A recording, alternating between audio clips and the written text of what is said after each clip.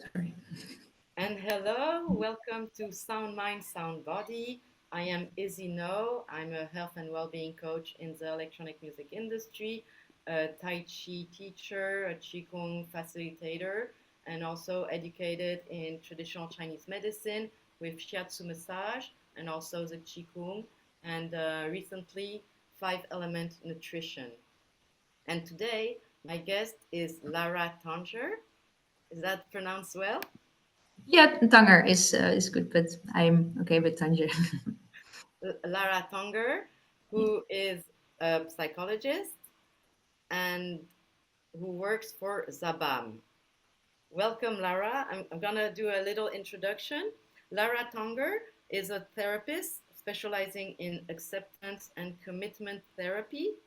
The acronym is ACT, and mindfulness-based stress reduction, and the acronym is MBSR, not to be confused with other type of acronym, and MBCT.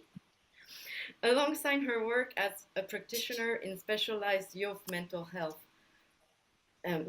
care, she is one of the faces of Zabam, a well-being platform connecting mental health and the electronic music scene. Her mission is to create space for honest conversation, shared understanding, and accessible tools for everyone in helping to nurture a scene rooted in creativity, inspiration, and a sense of belonging. So I've prepared a few questions and then we can also be flexible around them. So, first, can you tell us a little bit about your journey into mental health work, your mental health work, and how it led you to connect with the electronic music scene? Yeah, sure. So first of all, my journey into becoming a mental health professional is like highly personal. Like as a child, I didn't always grow up in a safe environment, and but I've also been really lucky over all those times that I've met professionals who really made a difference, who really yeah were able to see me and give the tools to overcome that. And reflecting on that, I realized like, well, if I ever have the chance to give something back to a child or an adult in the same situation or in a similar situation, I would really like to do that. Um, and at the same time, I also saw like already when I was young, but also over the years, that sometimes the systems for having accessible healthcare or even for therapists to deliver the care that they want to do is not always are not always there, and it's can also be difficult to get the right help. So that also made me really interested in the policy part of mental health, of like, hey, what kind of systems do we create around mental health that make a difference? So yeah, that is a bit of how I became a mental health professional. And then when it comes to music and the music scene, like since I was a child, also even in these environments that it was not always safe, music played a really important role, especially dancing. It was an outlet where I could retreat, find a little bit of a safe space, and find myself again. And so that has a roots in the really young years. But then over the years, when I started my own therapy as an adolescent to overcome trauma, to process that, that's I think a bit more, yeah, around 15, yeah, 10, 15 years ago. Public mental health care, I think still, but now is a little bit more that they integrate the body into mental health care. But back then, the body was completely separate. It was all cognitive therapy. And I realized that for me, discovering how to integrate the body in my own journey, in this healing journey, was really important. And there is the link with music is really important there for me. Because of course, like you mentioned my mindfulness and yoga, that is definitely my background. But I think one of the first moments that I actually found how to find joy, safety, and connection with my own body was on one of these club nights, like when I was entering the music scene and experienced this magic of like, hey, I can understand now how it feels to connect with my body and to have another experience and feel safe and have joy. And yeah, so that's the personal part. And the more I was in the music scene, of course, I started to more connect with people who also work in the scene, who also yeah, are artists. And the more I also saw that, yes, there is this amazing side where we find connection with ourselves, with others, with creativity. That has this, I think everyone can agree on that, right? It's super magic. Um, and but at the same time, there's also different sides to the music scene where there's stress. There is sometimes also different coping strategies. And yeah, through conversations, but also personal relationships, that I saw like, oh, it can also be this tipping point where it's all fun and beauty, and then it's also like, yeah, two sides of the same coin. And but very different. And it makes a difference also how you navigate that, or what is your bubble. And it is also a bit of a curiosity for me of like, hey, what makes a difference. And around that time, I actually met Limonus, and yeah, it was really interesting to see that we had a really similar view of like the music scene and mental health. So And yeah, tell us yeah, about that's what it is. Zabam, Yeah, this platform with Lemonas and you. yeah, Can you tell yeah. us So that was about? around 2 years ago that I joined Zabam, and yeah, I started working with Limoness, and yeah, that's so far it's been really inspiring to yeah, to have this shared vision that mental health and well-being in the music scene is so essential. And it's something that we should share with us all. It's not something that um, a therapist should say like, this is the strategy, or like, this is the way. I think mental health is something that is a really broad definition. It's much more than just the absence of mental illness. I think sometimes we still think that if we hear the word mental health, we think of like, oh, maybe we should, yeah, only talk about the difficult parts.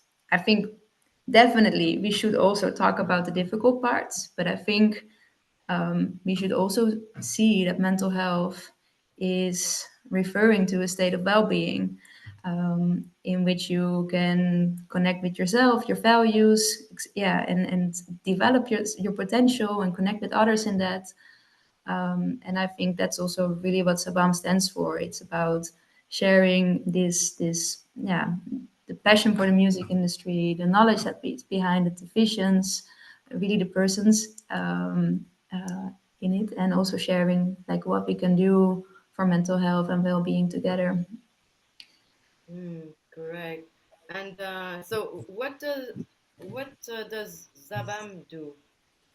Yeah, so we're first of all an educational platform where we share a lot about like the tools, information about well-being, but also knowledge of that is already there in the scene that people have yeah, from being there for years, and to share that with each other by creating a community. But when it comes to the mental health part, I think that's the best thing that I can represent about Sabant, is yeah, that we're really trying to create this space where it's safe to talk about it in an authentic way, and that we can create together also this dialogue of like, what kind of scene do we want to create with each other that is supporting mental health. And of course, we're yeah, developing also ways to support the scene in different ways. For example, that's the event you've also attended, Izzy, in Barcelona. We're going to do more of these events in different cities as well, um, where we connect with the community and have a professional talking about mental health, and exploring like what is going on, and connecting that with the tools, but also connecting with the community itself. So really doing that together. And then we're also, yeah, building more on programs and other tools to follow, and that is probably coming in the coming months. But really, our vision is that it's not like from therapists to clients or to coaches, but it's really like something we do together, but still supported by mental health professionals. Great, thank you. I'm curious, in your experience, what are some of the biggest mental health challenges faced by people in the electronic music industry? You Yeah, great mentioned question. stress, Yeah, anxiety. yeah. What do you see with your clients? Yeah, really interesting question, and of course a really complex one. To my vision might not be the complete vision, but at the same time, we did also a research, like a questionnaire last year in the music scene to to ask really like what is, yeah, how do you experience your mental health, and like both like quantitative questions like measurable, like this is the scale of stress from 1 to 5, but also like open questions where people could respond more in an elaborate way. And I think it's important to first distinguish maybe the professionals in the scene, like both the people who work behind the scene, who are the promoters, the artist agents, people who work in festivals, the artists themselves, and then people who maybe go out more recreationally, the ravers, so to say. Um, and I think if we go to the professional side, also looking to the interviews we did and the questionnaire, I think one of the main topics is this division between work and private life, and the pressure and also the circumstances sometimes that it's long working hours or irregular or hours, night shifts. And of course, you're working in a scene that you probably entered because you're so passionate about it, and because you love it so much. But then if it comes together with work, these lines of like, oh, what is private and what is actually work might be very blurry. And also keeping the balance, yeah, with your energy levels, using substances maybe in work, outside of work, or with your colleagues. I think, um, yeah, there are It's a many. big topic, Yeah, yeah, the yeah, substance consumption.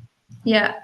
And like another topic that's besides, yeah, work pressure and work life balance, what came up is connection, and that's an interesting one because I think many conversations I have with people who are often in the scene, they say as well that the scene is a place where you can find connection, but it can also be confusing. Like how can we build like sustainable connections, real connections? How can we navigate those moments of intensity in events? While maybe then if you come home and you're going through a calm down, or this is this week where you're just having your normal routine, where can you find your connections then? And how can you navigate this intensity and yeah, not feel lonely in this process? These are two examples that I see. I also see lots of anxiety and where it's actually difficult to distinguish. Like, hey, what is it too much stress? Is it the circumstances of work, or is it the substances? Is it overstimulation? Is it actually this constant exposure, for example, for artists to having to perform for a crowd? Um, yeah, there are many. I can talk for an hour more, but Right.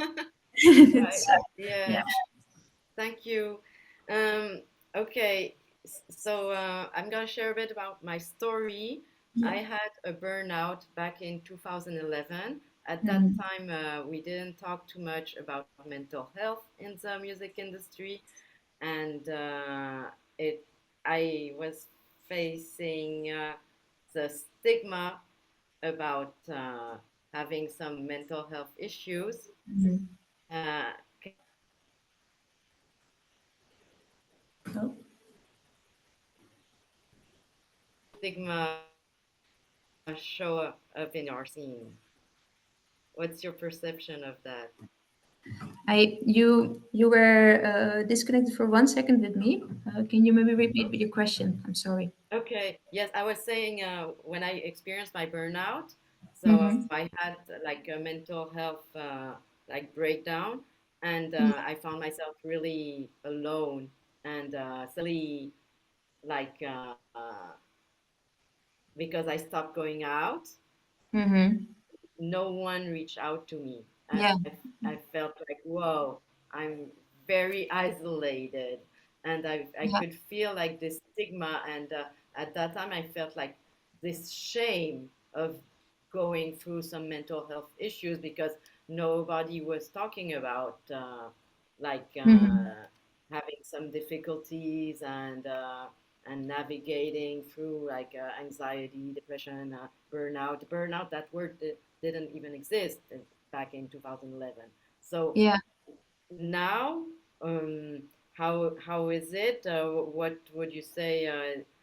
What would you say about the stigma around mental health in our scene? Yeah.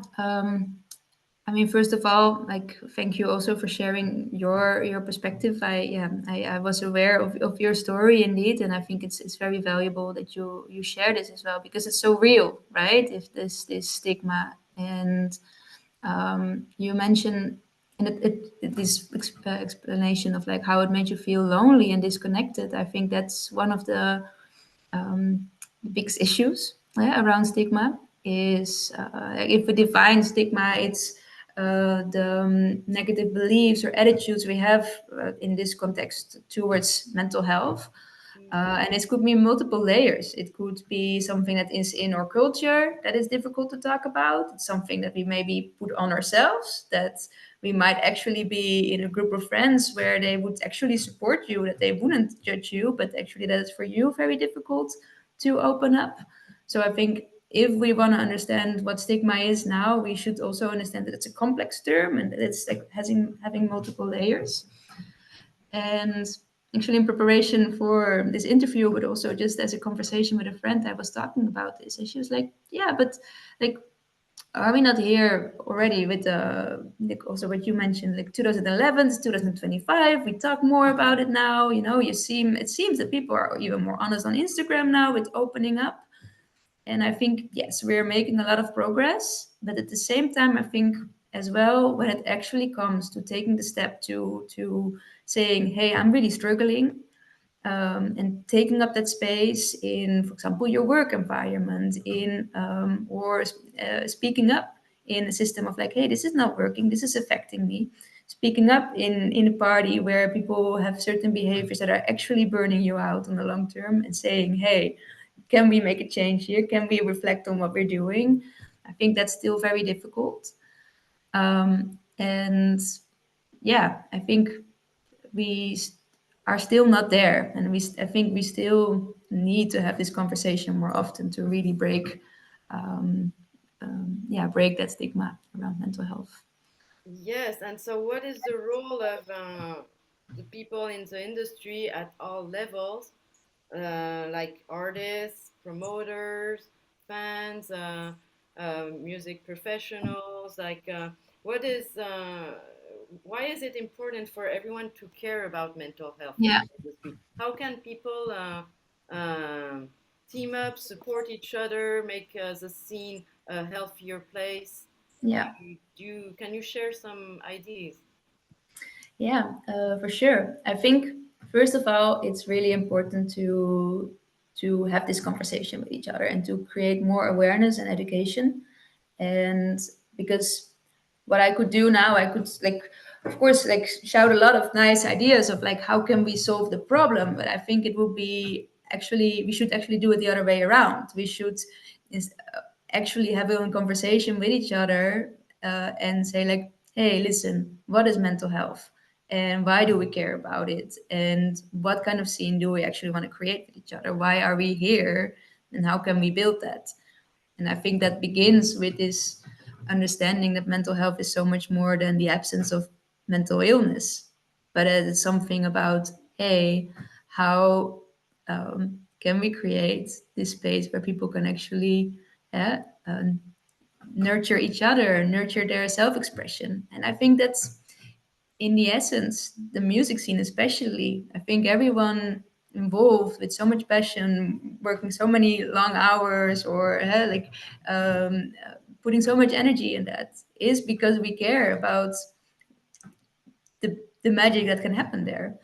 And I think that's from the beginning the thing that also with Zabam I really want to emphasize. It's yes, it's also about the difficult conversations, but it's also about understanding that just as we go to the gym to feel good, to look good, we should understand that mental health is also that. If we create an environment with each other, then it's not just something about preventing to get sick. No, it's about allowing people to thrive and to create this magic even more with each other.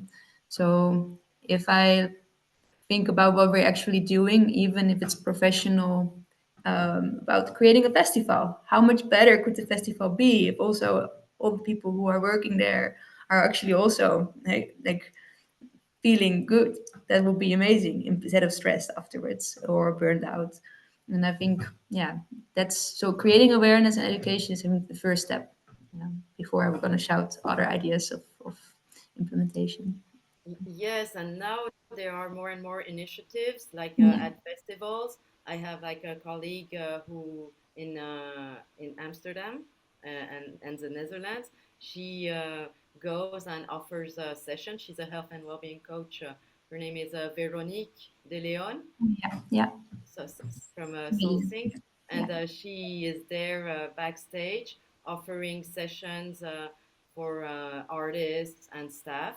Mm-hmm. And I think that also in UK there are many initiatives and festivals as well where there's wellness and some wellness and well-being activities and workshops, and also some mental health professionals or psychologists, therapists who are there to receive the artists and music professionals. So little by little we're getting there. Yeah.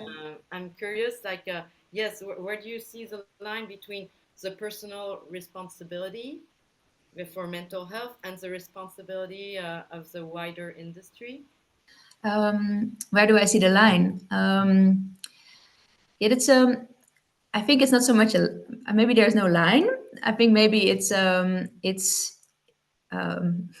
somehow a circle comes up in my mind, but I think it's more like it's together. And it reminds me actually of one of the questions I also had from one of the students that I teach, like about mindfulness in the work setting. It's also very much related to mindfulness-based stress reduction, of course. And now it was more in a corporate situation, environment where I was teaching this. And here we also raised the discussion of like, hey, I can teach all these people and employees like the stress reduction tools. But if the system is just like burning you out constantly, then you can be meditating all day, but then still like the context might just make you sick or like super stressed. So it's both.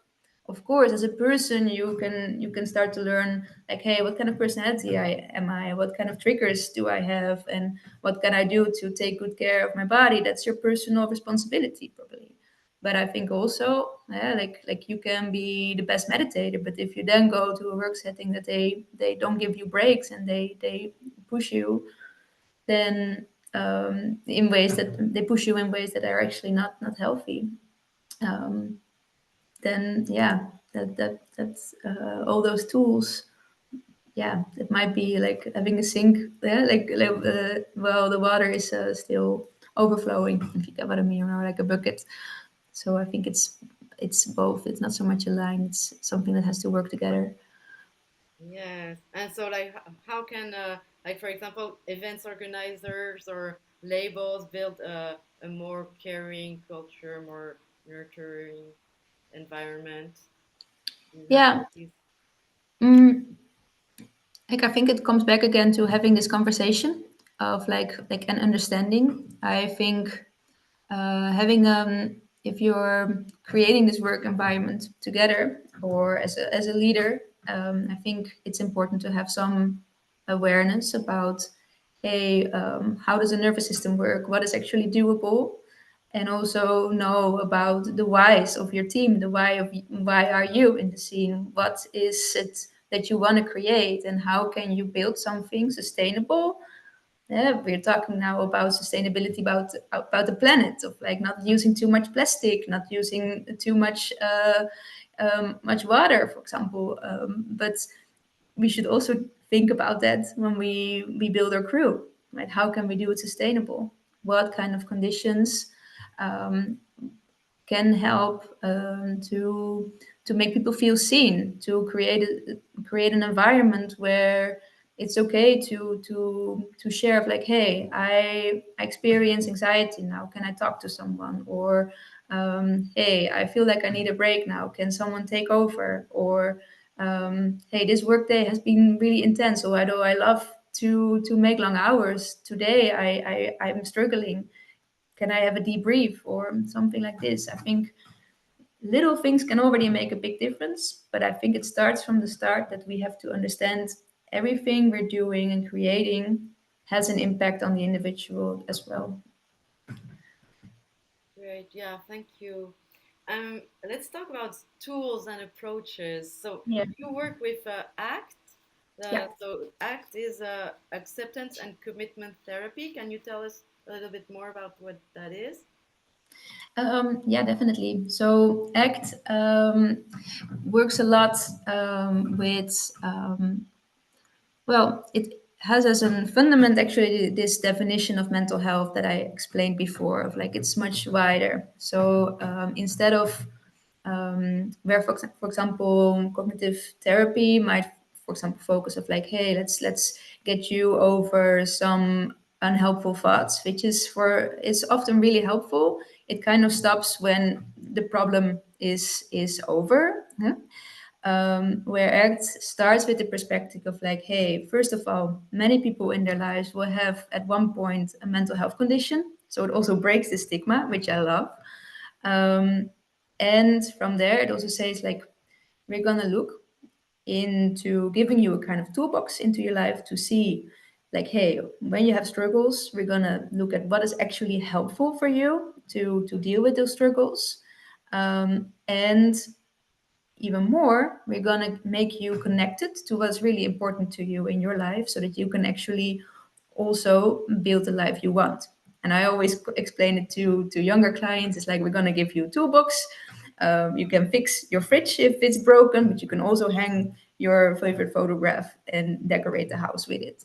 And then it comes to, of course, accepting that life actually will bring you some difficulties. Life, like by definition, is sometimes difficult, and we will have difficult feelings like sadness, anger. And instead of wanting to remove them from our lives, we have to build a different relationship with them. Because if we cannot be sad or angry, we will actually never understand what kind of meaning they have for us and what it tells us about what's important for us. So it's a bit, yeah, it's a kind of new generation of therapies act, because it's yeah, where we often learn of like, oh, if we feel bad, we have to get rid of that feeling. Act is kind of rebellious in that way, as saying like, that's actually okay, and maybe we can learn you to sit with it, but at the same time, not avoid the things that are important for you. So that's a bit like act. I love it. Great. And could you share like an exercise or a practical tool that can help artists or music professionals to like get grounded or like Yeah, definitely. Like there are focus? many little tools from ACT that I use in with my clients, but I think one of the most simple starting points is often to really ask, like, what are your values? What three core words are your values? And when I refer to values, I'm not saying something that might be taught by you by your culture or your family or society, but really, if you would like choose three, words that will define what kind of person you want to be in your personal life, in your work life, what would that be? And the beauty of values is that it's not so much as a goal and endpoint, but it's more like a compass. You can always do something small based on your values. For example, if your value is health, maybe you cannot run a marathon or your 5K yet, but you can go for a little walk and you still did something on your values. If we then apply it to the music scene, I think it can, in many situations, give us this overview of like, hey, what is actually important to me right now? It can be for someone who is trying to find balance in going out, of like, hey, what is my intention for this night? Okay, like, is it connecting with friends? Is it this set that I want to listen to? Or actually is the real answer that if I want to behave like the person I want to be, that I take an early night and get my sleep and take care of my body. Now that could be different answers in the work setting. It also might give you some perspective of like, hey, where sometimes we're really overwhelmed by the setting, or we cannot really see the bigger picture because we're stressed. We're working. Our brains are working on this fast mode autopilot. I think this check in with your values can also help you to step out of that and see if, like, hey, what is actually important right now? And of course, this is in many situations not enough, but uh, I think it's a nice starting point to connect someone back to what's important to them. Interesting. I'm curious about okay, why is it so hard to talk about mental health in the industry?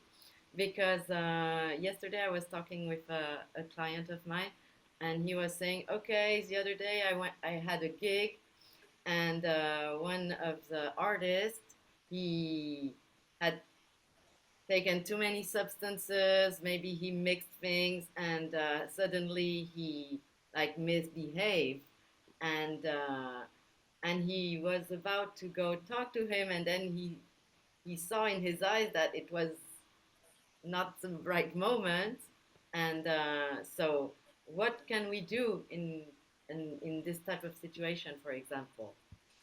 Mm, yeah, good question. Can you tell me a bit more? Because you say like it was not, he saw it was not a good moment. What do you know what was happening? So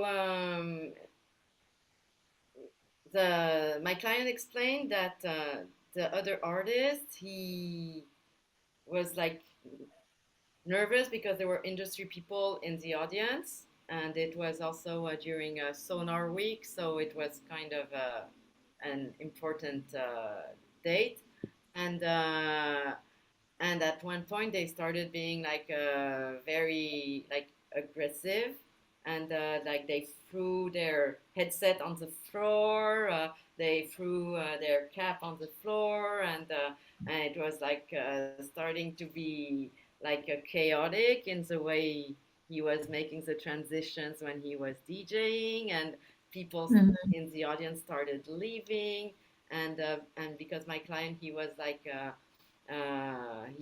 he had been booked to do the opening. He was like, okay, do I stay? Do I leave? And uh, and in the end, he left because he saw that this was taking a bad direction. Yeah, yeah. So, And then any ideas of like, yeah, how to handle this type of situation? yeah, it's a complicated situation, and I think here, of course, stigma is playing a role, but I think having awareness and understanding of what is happening in those moments, because I think what you described, there were substances, there was already like, I'm hearing dysregulation, where someone is aggressive. Like often if we're maybe you haven't been aggressive in your life, but you might relate to feeling like overwhelmed, or like maybe there's often a moment where we cannot really think clearly. So probably in that moment it wouldn't be the right moment to sit down and have a conversation of like, hey, let's talk about your mental health. Like it's so I think in this actually shows how important awareness is, because then we would know, hey, this person is dysregulated. Instead of talking to this person, maybe we should actually create a safer environment. Like, so there's nothing wrong with this person yet, but there's something happening. The substances, maybe all the stimulation in this, and I think if we actually create this wider understanding that people can like recognize signs of like, this is what's happening now, this person is not crazy, we need to help this person to get back into a regulated state, then there would be probably a more constructive way of dealing with it. But I think now, and that comes back to stigma, people might be shocked. They might not understand what's happening. They might think, ooh, this person is a bit crazy. And that might create stigma, that might create more isolation. And that doesn't give that person who's going through this actually the tools to, for the next time, deal with kind of stressful situation in a healthy way. So, yeah, is that a bit of an answer to what your question was? Yes, thank you. And Yeah. also, like, this makes me reflect, like, mostly on the topic of substance consumption. Mm-hmm. How do we open the conversation with persons who are going through substance consumption, uh, like challenges, and Yeah. at the same time will deny it? Yeah. Um, Again, that's often really complex. And if I think their stigma plays a big role, that's there's shame around admitting that they have maybe an addiction to a certain substance, or that you're using it as a coping strategy.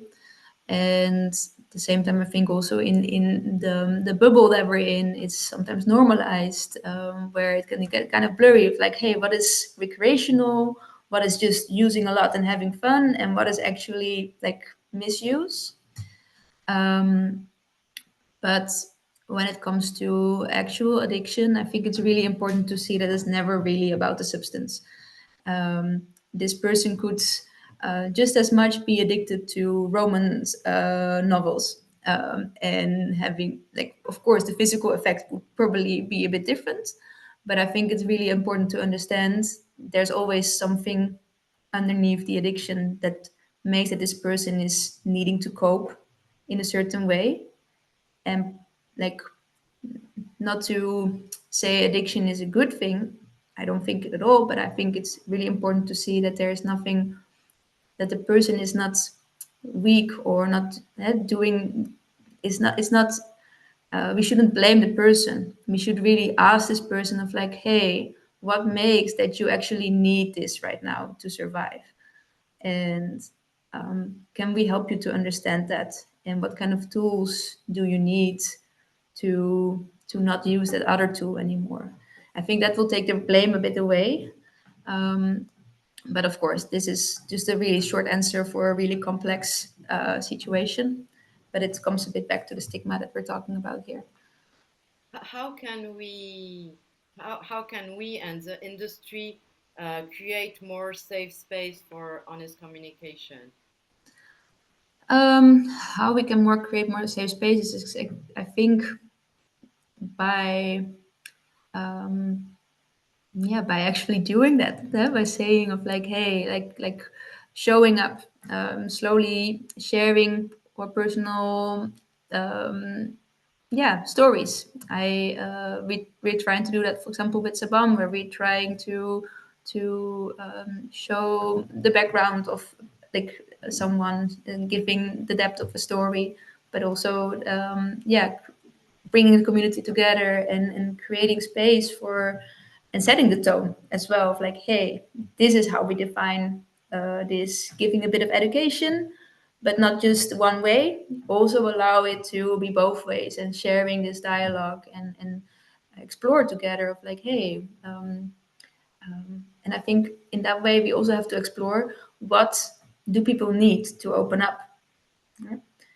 We cannot just expect that we can, yeah, say let's talk about it and we talk about it. No, we also need to nurture the conditions for opening up and people to feel safe. So it's also, I think, a work in progress that if one person opens up and that we can see like, hey, instead of there's judgment, no, maybe people say, no, I'm not judging you. I can actually relate to that. So it's a ripple effect, I think. Yes, and also like Zabam organizing in-person events. That's also Yeah. a way to let people meet and connect on and talk about these topics, which are not like the happy topics and what people like to get into, Yeah. and it's really necessary. Yeah. Yeah. So yes.